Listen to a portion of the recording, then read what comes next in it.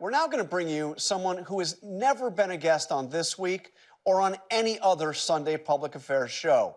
He's an important and influential voice in politics and culture with millions of followers and listeners, which is why the White House pays attention to what he has to say. He's known as Charlamagne the God, and I sat down with him for this exclusive interview. He's one of the most influential voices in morning radio. Yep, it's the world's most dangerous morning show, The Breakfast Club. Charlamagne the God, just hilarious. I don't know where the hell envy is at. Also a television personality, podcast host, and New York Times best-selling author. His interviews with pop stars and politicians making viral moments like this. So what's something that you always carry with you? Hot sauce. Really? Yeah. Really? Are you getting information right now?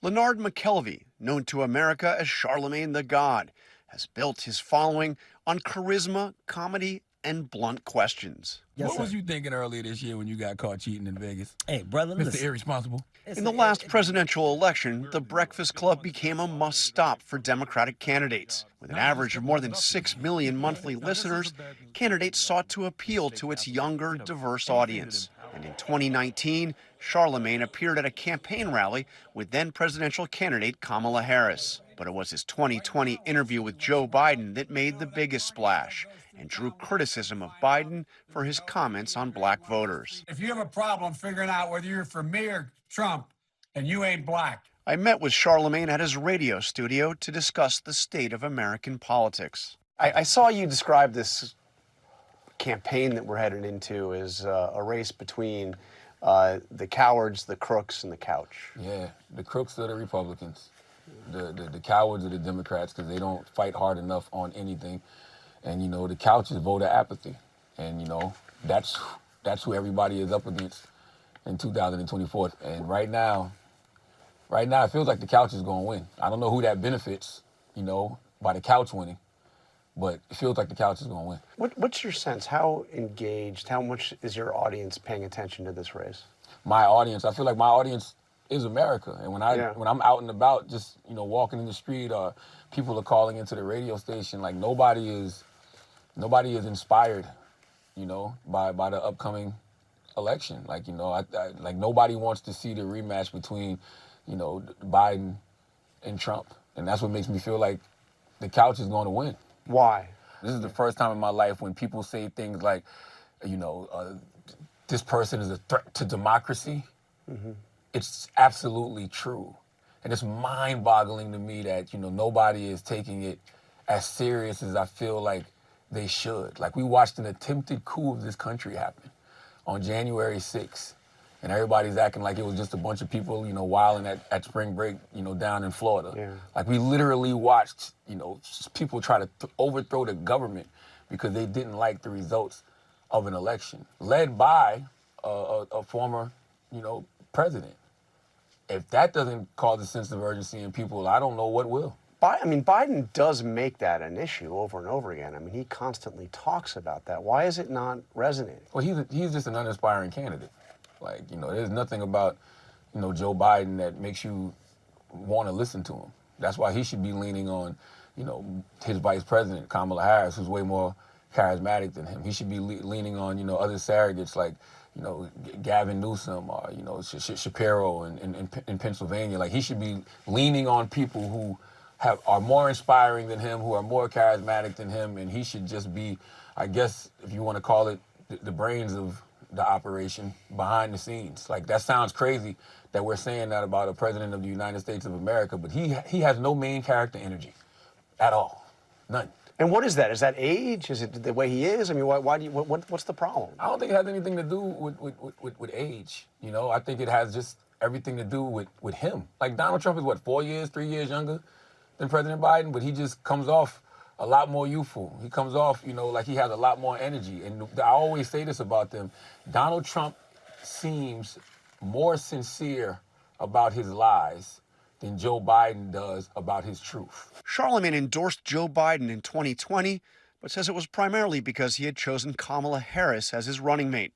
Has she met your expectations? I mean, you've been kind of tough on her. Yeah, no, she hasn't.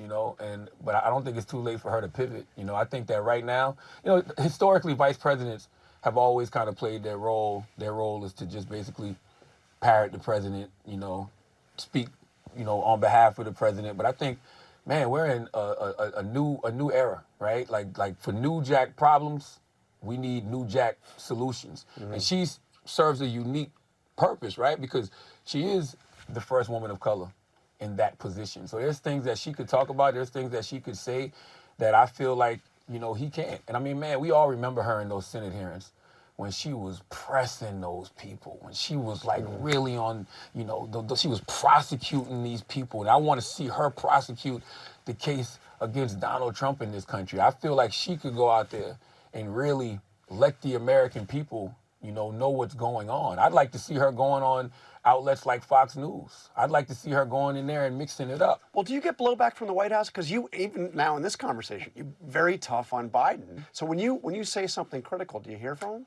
Yeah, and I think that's the stupidest ever, because I think that, I'm sorry, I forgot. But we can bleep that out. Yeah, because I feel like you should be able to criticize whoever your elected official is, right? Yeah. And even if I do criticize them, I'm criticizing them because of what I see coming up in November. I see what we're facing. So what I'm saying to them is, where is the sense of urgency? You can't keep saying that there's a threat to democracy, and democracy as we know it is going to be gone, but not act like it. And the other problem is they've always done this with every single Republican candidate. Since I've been alive, whoever the Republican presidential candidate has been, they've demonized. It doesn't matter who it is. It doesn't matter if it's John McCain. It doesn't matter if it was, Mitt Romney. It doesn't matter who it is. They will demonize the Republican candidate. And now that there's an actual legitimate threat right there in our faces, they're like the party who cried wolf. Nobody believes them. Do you think Trump's going to win? I don't know, but that's what's scary about it, right? Because when you look at everything he's done, right? The attempted coup of this country, put the Supreme Court judges on who got rid of Roe v. Wade, takes credit, says, I am the one who got rid of Roe v. Wade. Me, I did that. When you see all of that, it really shouldn't be close, right? But when you have a candidate like President Biden, who the polls are, saying has the lowest approval rating ever, and, he'd lose to a general election in a Trump, that's scary. That's where these conversations are coming from, where they're like, yo, you might need to step aside and put somebody else in there. Because, my fear is that the election's going to be close, right? You've got a very powerful voice. You've got, incredibly influential show. You've got an audience that Democrats especially crave. And obviously, Nikki Haley coming on, Republicans as well. Are you going to be using that voice to try to affect this election? I'm going to tell people exactly what I'm seeing. I'm not going to endorse anybody, but I'm going to tell you exactly what I'm seeing. And what I'm seeing is, democracy really on the brink, right? Like this is, I would tell my listeners exactly what I'm about to say right now. For years, they've told us that, these people are threats to democracy. This person is absolutely a threat to democracy. That sounds like an endorsement. I mean, it sounds like you're saying endorse not Donald Trump, which, as you've said, it's going to be Biden. Yeah. Well, I don't think that's an endorsement, I'm just simply telling people what is going on out there. Because I'm going to speak the truth about Democrats, too. Because I feel like if you lie to people about Democrats, they won't believe you when you tell them the truth about Republicans. So if I lie to people about what I see with Joe Biden, they're not going to believe me when I tell them the truth about what I see with Donald Trump. So all you got to do at this point, and I hate to say this, but why do we keep having to say this? Pick your poison. One poison might send you to the hospital for a couple of days. Yeah. The other one's going to absolutely kill you. Our thanks to Charlamagne for that.